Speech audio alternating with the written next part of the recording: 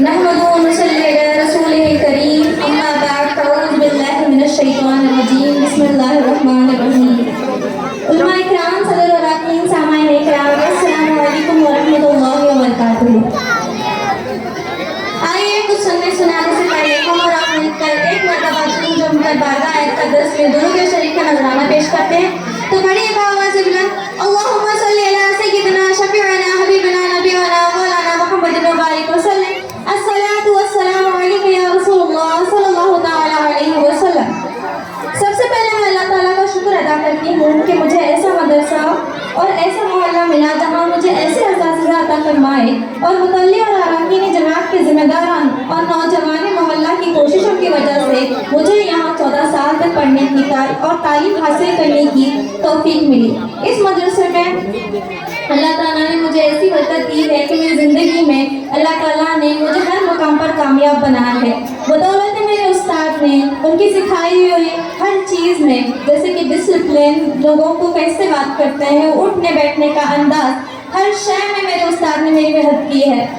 اسلام میں استاد کا درجہ اتنا بلند ہے کہ استاد کو روحانی والدین کہلاتے ہیں، جو ہمیں جہالت کے اندر سے نکال کر علم کی نور کی طرف لے جاتے ہیں۔ رسول اکرم صلی اللہ علیہ وسلم کا ارشاد ہے کہ مجھے معلم بنا کر بھیجا گیا۔ یہ صحیح مسلم کی حدیث ہے۔ حضرت علی رضی اللہ تعالیٰ عنہ کا قول ہے، جس نے مجھے ایک لفظ بھی سکھایا وہ میرا استاد بن گیا۔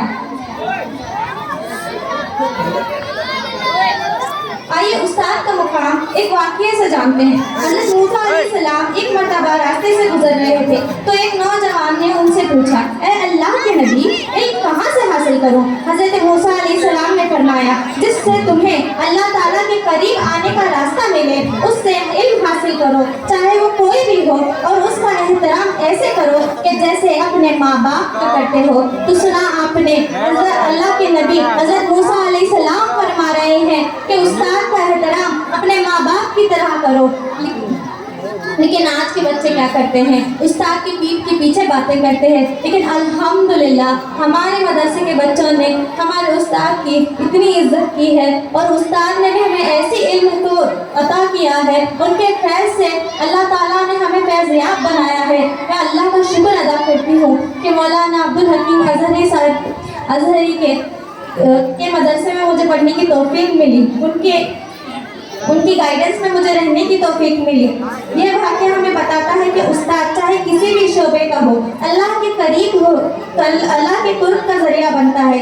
اس لیے اس کی عزت کرنا اور ان کی باتوں پر عمل کرنا ہماری زندگی میں برکت لاتا ہے۔ میں نے مدرسے میں 14 سال تک تعلیم حاصل کی ہے۔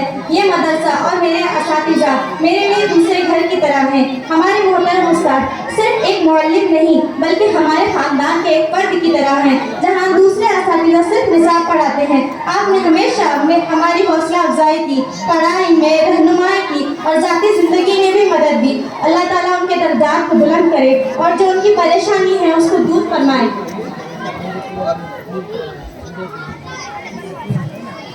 عقل کے اجالے دیے، دل کو سکون بخشا، اندھیروں سے نکال کر منزل کا جنون بخشا۔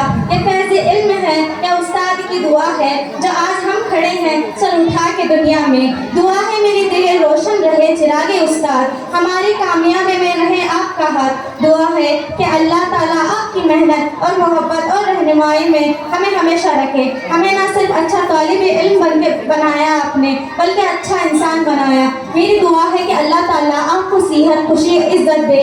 اللہ آپ کی محنت کو قبول کرے، آپ کی محنت کا بہترین صلاح عطا کرے، اور آپ کا سایہ ہم پر ہمیشہ قائم و دائم رہے۔ وآخر دعوانا الحمدللہ رب